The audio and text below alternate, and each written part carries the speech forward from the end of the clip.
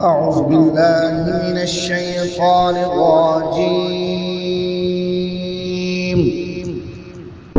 بسم الله الرحمن الرحيم. إذا جاء نصر الله والفتح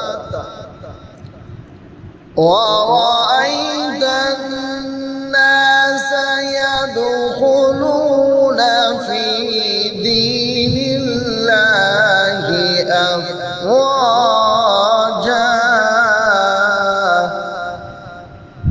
فسبح بحمد ربك واستغفره